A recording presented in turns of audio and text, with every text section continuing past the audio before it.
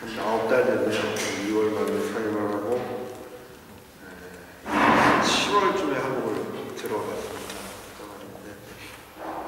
한국은 뭐 잘 아시는 것처럼 워낙 바쁘고 정신이 없습니다. 갔는데 가자마자 너무너무 더운 거예요. 그래서 34도 막 이러니까 밤에 잠을 잘 수가 없고, 그러다가 조금 그게 한두 주 되니까 밤에 너무 더우니까 연세 많은 분들이 막 죽는 일이 생기더라고요. 그래서 한 3, 4주를 그렇게 잠을 설치고 지났는데, 그러다 보니까 갑자기 또 비가 쏟아지기 시작했습니다. 비가 어느 정도로 오냐면, 여기서 뭐 인터넷 보시면 아시겠지만 서울 시내가 막 물에 잠겨서 버스가 막 유리창까지 물이 찰 정도로 한 2주 동안 막 비가 쏟아지더라고요. 이야, 굉장하다 그러고 있는데 비가 그칠 쯤 되니까 태풍이 오기 시작했습니다. 태풍이 어느 정도냐면 초속 50m 태풍이면요, 아파트의 샤시가 깨진대요. 근데 제일 먼저 왔던 게 거의 뭐 10년 만에 가장 강풍이 온다 그러는데 초속 65m인가 그랬어요. 그래서 겁이 나니까 어떡하겠어요. 샤시에 신문지를 좀 물을 탁 뿌리면 신문지가 장력이 생겨서 유리창이 또 덜 날아간답니다. 그렇게 해서 태풍을 한 2-3개를 보내고 났습니다.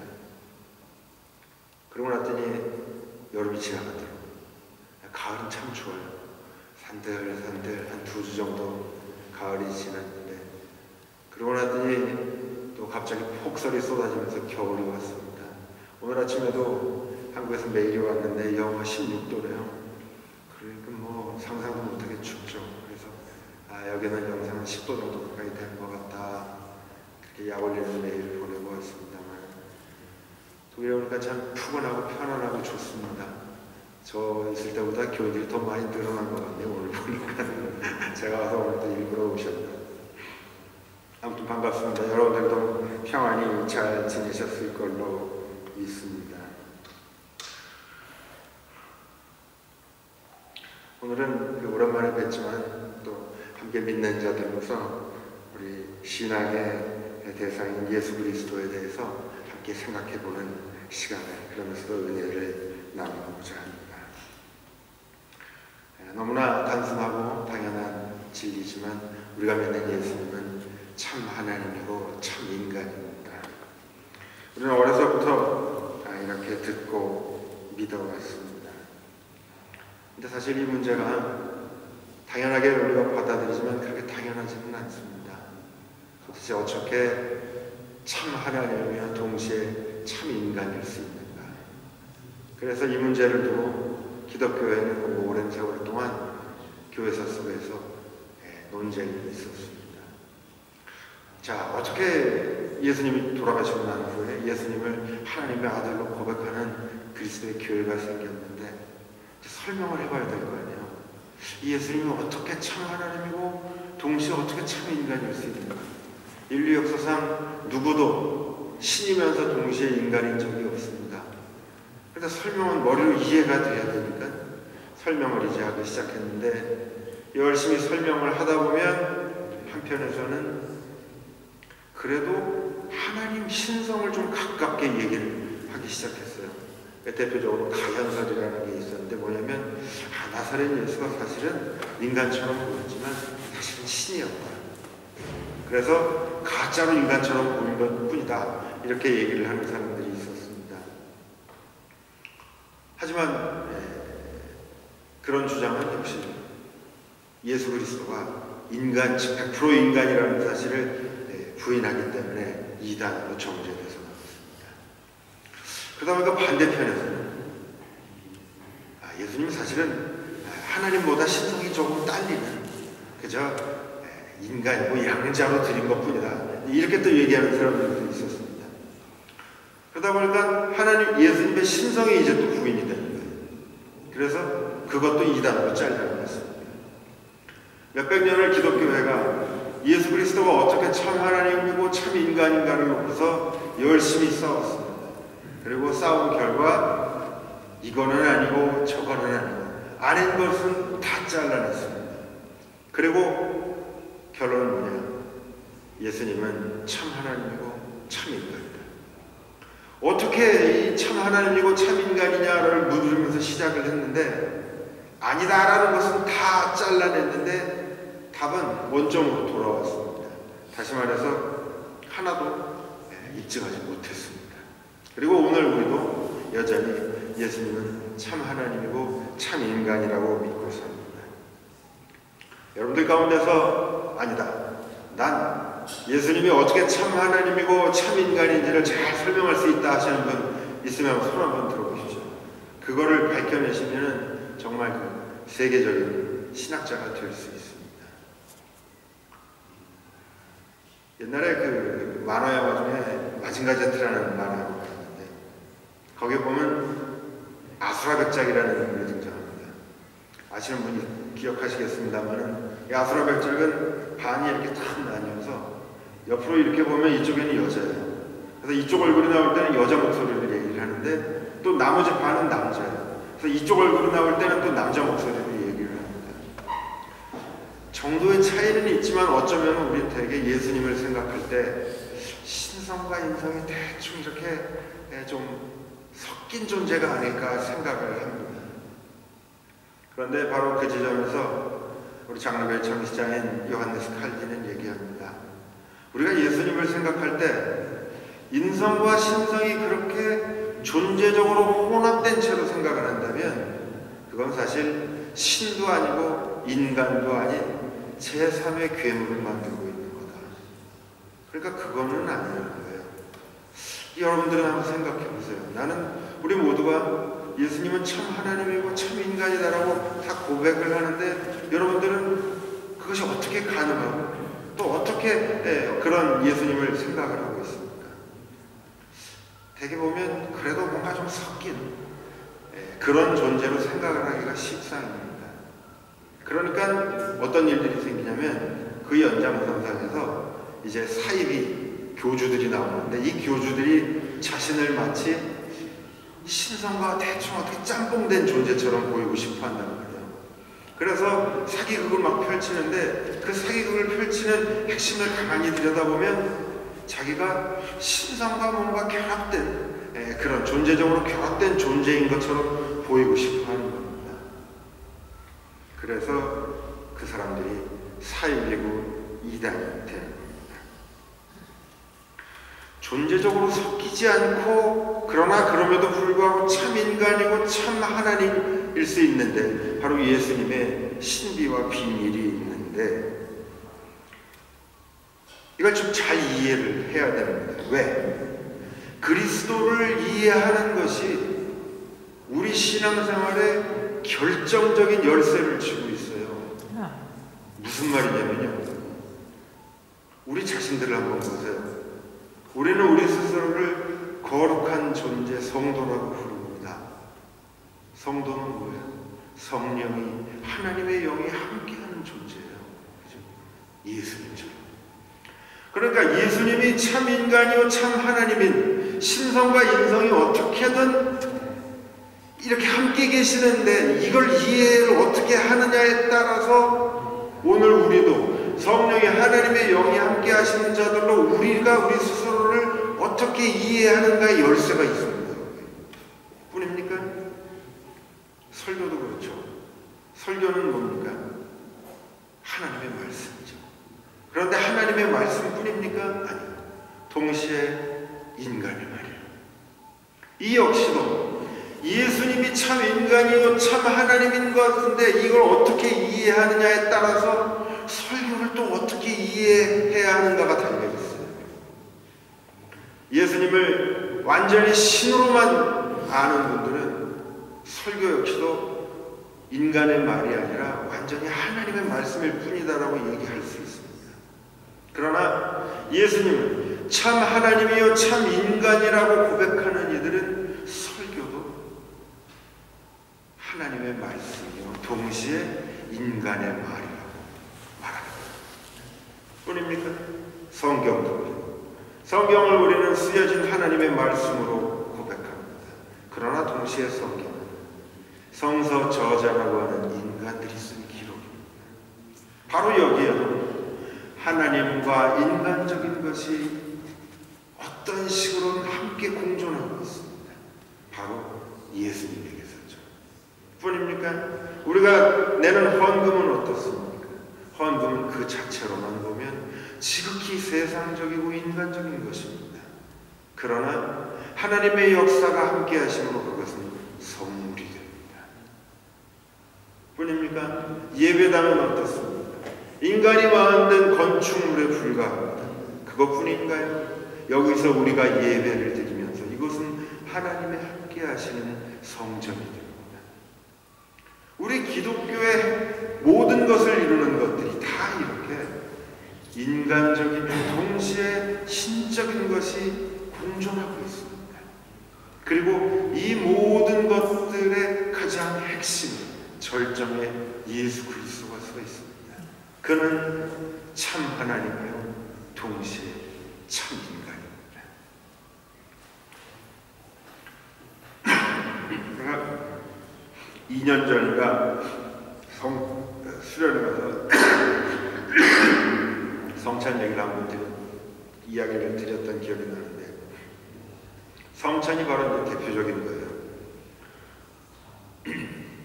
로마 가톨릭 교회는 아직도 신적인 것과 인간적이 섞이는, 존재적으로 섞이는 이런 이해를 가지고 있습니다. 그게 대표적으로 나타나는 게 바로 이 성찬식에 쓰이는 성물의 이해예요.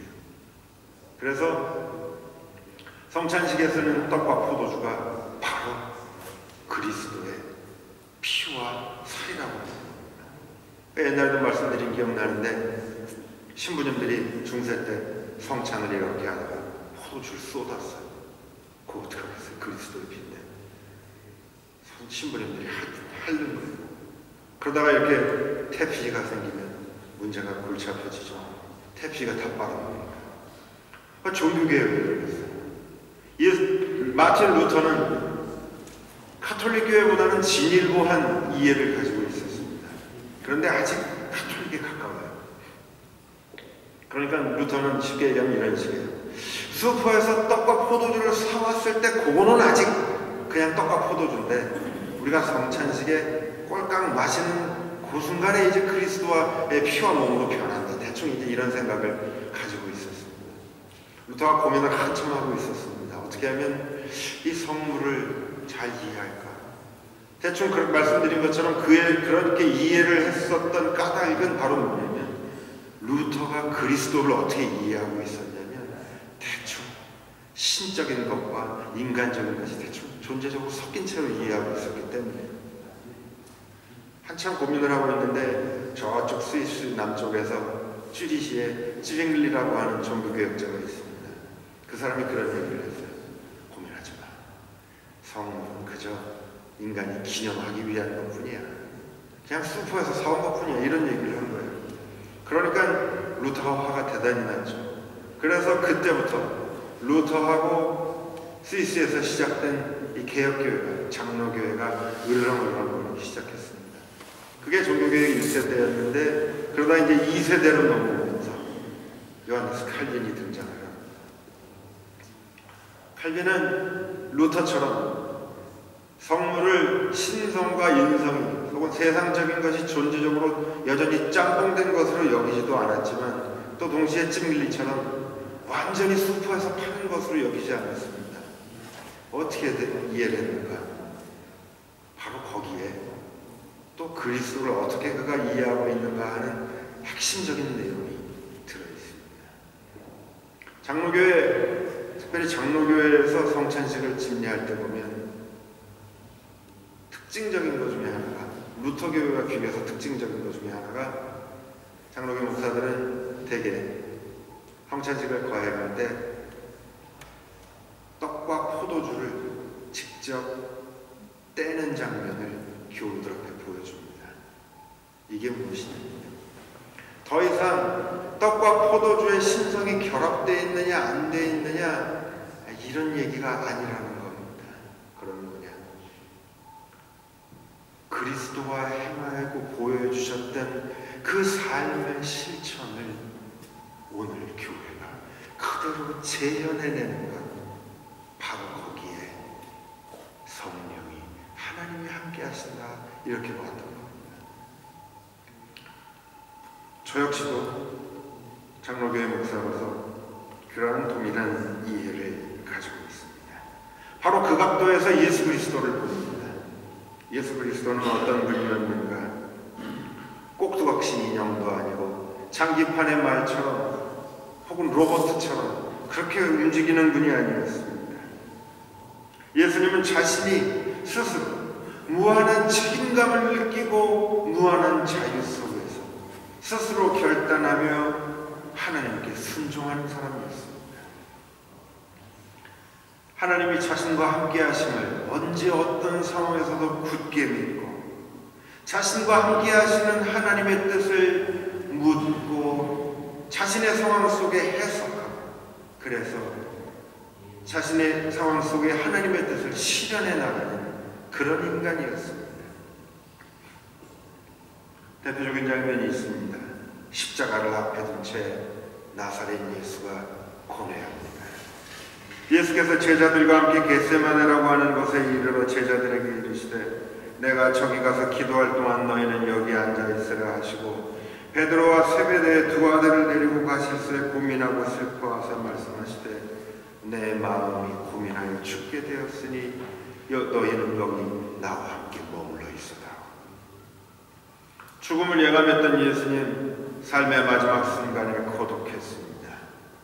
여기서 나와 함께 있어도. 첫 번째 기도를 마치고 돌아오신 그는 잠에 빠져있는 제자들을 발견합니다.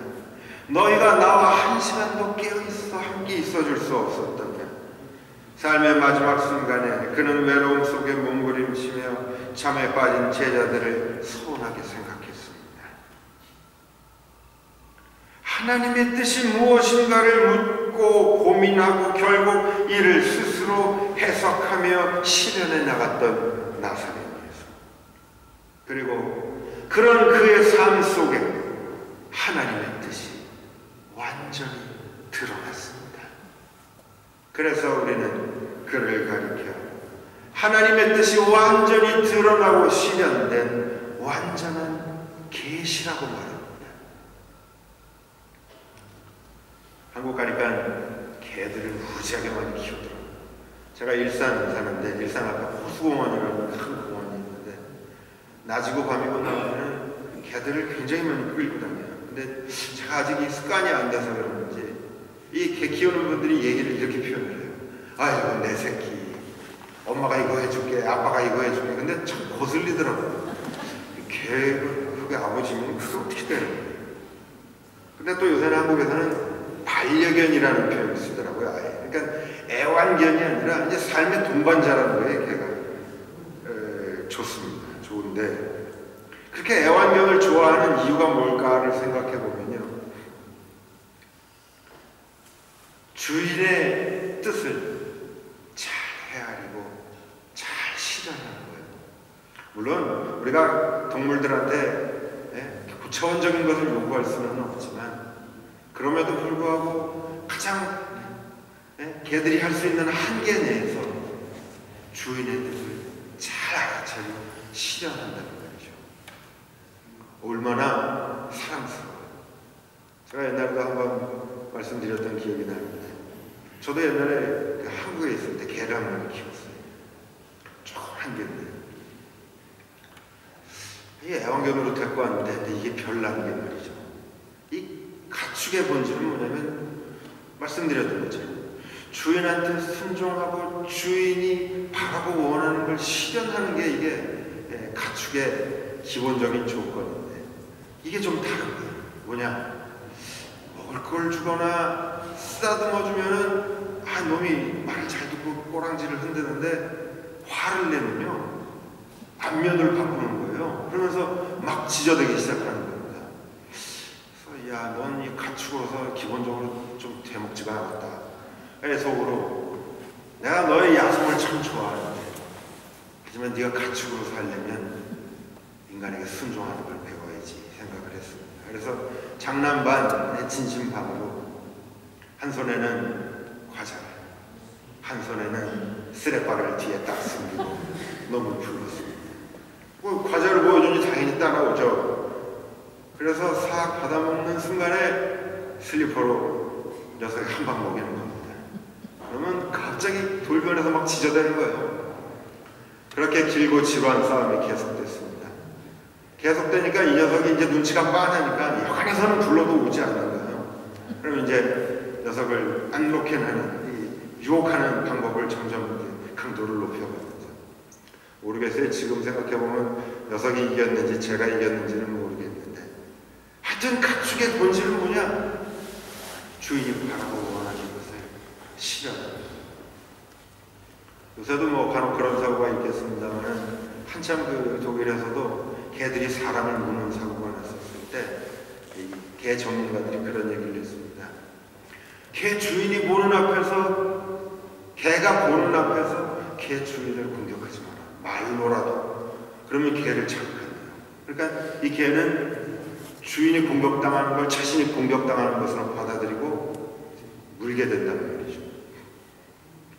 물린 사람한테는 사실 명하고 안 됐지만 개 주인 입장에서 보면 좀 흐뭇하죠.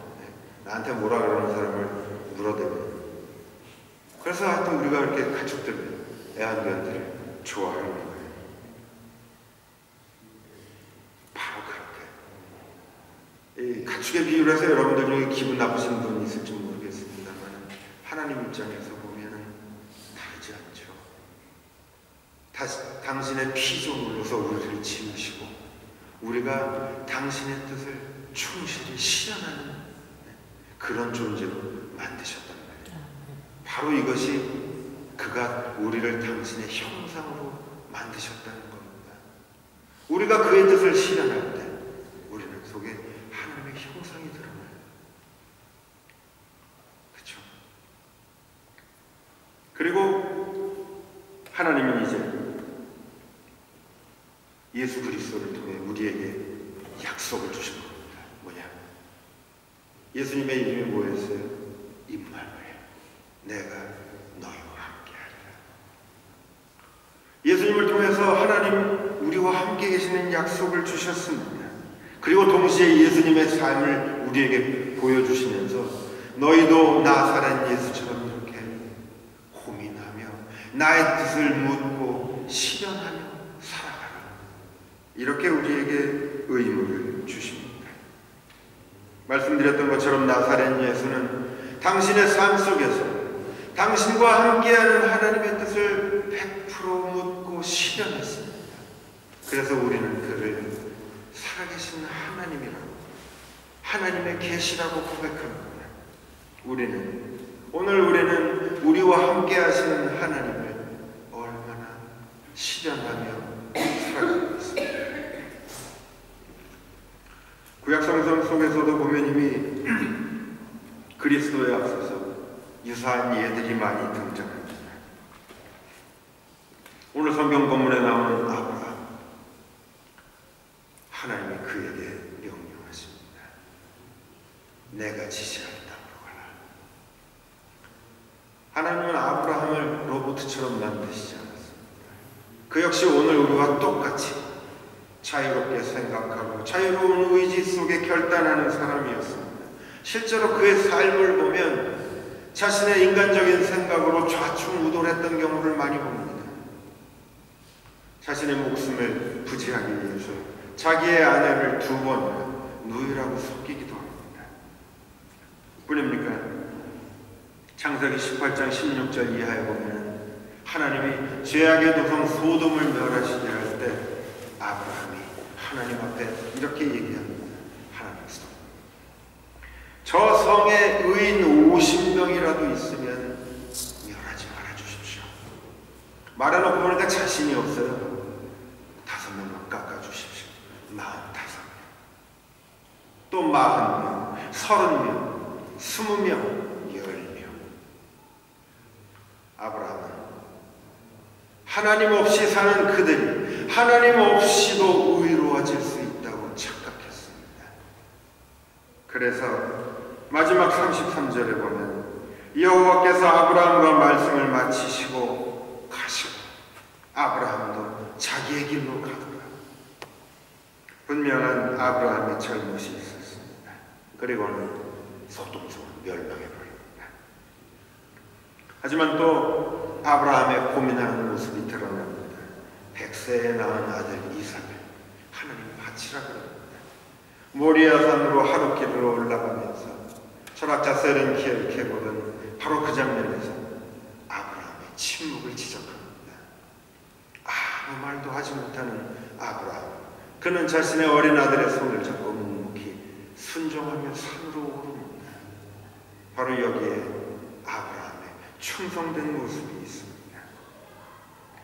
오늘 읽어주신 신약 성경 말씀에 보면 베드로는 그리스도를 향해 주는 그리스도시요 살아계신 하나님의 아들입니다 고백합니다. 그러나 예수가 자신의 고난을 예고하자 예수님을 말려합니다. 그리고 예수님 말씀하십니다. 사탄아, 뒤로 물러가라. 너는 나를 넘어지게 한다. 네가 하나님의 일을 생각지 않고 도리어 사람의 일을 생각하고 있다. 여러분, 예수님을 믿는다고 하는 것이 무엇인가? 예수님은 누구입니까? 예수님 스스로가 우리와 똑같은 한 인간으로서 끊임없이 고민하고 고뇌하며 자신을 향한 하나님의 뜻을 묻고 이를 실현하기 위해 애쓰고 노력했던 사람입니다. 그리고 그는 자신과 함께하는 하나님을 완전히 100% 해석하고 실현해냈습니다. 그리고 그를 믿고 따른다고 하는 것, 그것 역시도 이제 우리와 함께 하시는 하나님을 믿고 예수님을 믿고 우리 역시도 오늘 우리에게 향하신 하나님의 뜻을 끊임없이 고민하며 실현해 나가는 것, 바로 그것이 믿음입니다. 그래서 믿음이란 우리의 상식대로 사는 것이 아니라 오늘도 우리를 향하시는 하나님의 뜻을 묻고 고민하며 사는 모험가도 같은 것입니다. 그리스도를 믿는다고 하는 것은 그리스도가 보여주신 것처럼 하나님이 우리와 함께 하신다는 사실을 굳게 믿고 동시에 그 하나님이 우리 삶 매 순간 매 상황마다 함께 하시기에 그때마다 하나님 이 상황에서 어떻게 되기를 원하십니까? 끊임없이 고민하며 하나님의 뜻을 실현해 나가는 것, 바로 그것이 예수를 믿는 것입니다. 오늘 한국 개신교는 한국 가보면 많이 느끼는 것인데 비판의 대상이 되어 있습니다. 왜 그런가? 그 핵심은 하나님이 함께 하신다는 것까지는 오케이인데 그게 그저 빛 바랜 사진처럼, 그래서 매 순간마다 고민하지 않기 때문에 내가 처한 매 상황마다 어찌해야 될까를 하나님께 묻지 않기 때문에 그저 내 하고 싶은 대로 행하며 살기 때문에 기독교회는 비판의 대상이 됩니다. 그런데 이 대목에서 성경은 놀라운 사실을 우리에게 증언합니다. 예수님의 마지막 기도입니다. 만일 할만하시거든 이 잔을 내게서 지나가게 하옵소서. 그러나 나의 원대로 마옵시고 아버지의 원대로 하옵소서. 우리가 하나님의 아들이라고 고백했던 예수님, 그러나 그 역시도 삶의 마지막 순간 고난의 십자가를 앞에 둔 바로 그 순간 이렇게 기도했습니다. 만일 할만하시거든 이 잔을 내게서 지나가게 해주십시오. 그 역시도 어쩌면 오늘 우리와 똑같이 자기 자신을 생각하고 있었습니다. 그 역시도 우리와 다르지 않은 한 인간이었습니다. 오늘 우리에게도 하나님은 함께 하시지만 매 순간 우리의 이해관계가 걸려 있을 때 우리는 내가 하고 싶은 대로 합니다. 그리고 동일한 고민을 예수님도 하셨습니다. 하실 수 있거든. 나 피해받지 않게, 나 아프지 않게 이 잔을 좀 지나가게 해주십시오. 그런데 오늘 우리와 예수님의 결정적인 차이는 그 다음에 있었습니다. 나의 원대로 마옵시고 아버지의 원대로 하옵소서. 오늘도 하나님은 나사렛 예수와 함께 하셨던 것처럼 우리와도 함께 하십니다. 예수님 오늘 우리처럼 결정적인 순간에 고난과 아픔과 피해를 피하고자 하셨습니다. 그런 마음이 있었습니다. 성경은 이를 감추지 않고 보여줍니다. 그리고 오늘 우린 너무도 당연히 그렇습니다. 그러나 그 다음 순간 예수님은 불쑥불쑥 솟아오르는 자신을 위하는 마음을 억누르고 그 순간에 하나님이 원하시는 길로 나아갔습니다. 오늘 우리는 내 이해관계가 조금이라도 잘못될 때, 내가 조금이라도 손해볼 것 같으면 어김없이 하나님의 뜻을 저버리고 내가 원하는 길로 가자. 그것이 바로 오늘 우리의 모습 아닙니까? 사랑합니다. 나사렛 예수는 마지막 순간까지도 처절하게 우리와 똑같은 인간이었습니다. 그리고 그는 마지막 순간까지 고민하며 하나님이 원하시겠다 싶은 대로 나아갔습니다. 그런데 그가 죽었습니다. 그가 살해당했습니다. 여기에 또 오늘 우리의 고민이 있습니다. 내가 아무리 고민하고 내가 아무리 하나님의 뜻을 따라 살려고 해도 남는 결과는 그저 내가 손해보고 세상에서 별 볼일 없이 살다 가는 거 아니냐. 예수를 봐라. 죽어버리지 않았느냐. 결국 손해보는 거는 난데 왜 바보짓을 하나 싶습니다. 그러나 성경은 말씀합니다. 그것이 끝이 아니었습니다. 하나님은 그를 다시 살리시고 부활을 통해서 하나님은 우리에게 무엇을 보여주셨는가? 저 고통 속에 예수가 홀로 계신 것이 아니라는 사실을 보여주셨습니다. 예수가 당했던 그 고난과 고통과 그 고민의 순간에 나사렛 예수 홀로 있었던 것이 아니라 하나님 함께 계셨다는 사실을 바로 그를 다시 살리시면서 입증하셨습니다. 바로 그랬기에 죽어가는 십자가 주변에 서 있던 로마의 백부장, 그는 예수가 죽는 순간 이렇게 말했습니다. 아, 저는 하나님의 아들이었도다. 그래서 이 대목에서 종교개혁자 마틴 루터는 이런 고백을 했습니다. 하나님은 예수가 고통받던 현장을 떠나신 것이 아니었다. 고통받고 고민하고 괴로워하던 예수의 십자가, 죽음을 피하기를 바랬지만 자신을 꾹꾹 누르며 하나님의 길을 향해 갔던 바로 그 예수의 길, 바로 그곳에 하나님이 죽음의 세력과 대면하고 죽음과 싸우셨고 결국 죽음을 죽이셨다. 사랑하는 여러분, 이 역설적인 표현이 무엇을 의미하는지 아시겠습니까? 십자가 위에서 결국 손해보고 고통당하고 죽어갔던 것은 예수가 아니었습니다. 십자가 위에서 죽었던 것은 예수를 이 세상에서 몰아내려고 했던 모든 죄악과 불의, 바로 그것이 십자가 위에서 죽었습니다. 그랬기에 예수는 다시 살았습니다. 정작 십자가에서 죽어갔던 것은 나사렛 예수가 아니었던 것입니다. 우리는 이 사실을 너무도 잘 알고 있습니다. 그래서 우리는 부활절에 항상 이렇게 찬송합니다.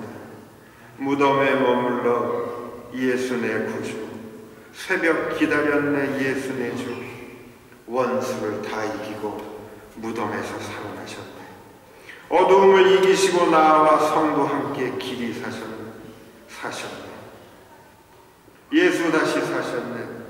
헛되이 지키네 예수 내 구주, 헛되이 봉하네 예수 내 주, 거기 못 가두네 예수 내 구주, 우리를 살리네 예수 내 주.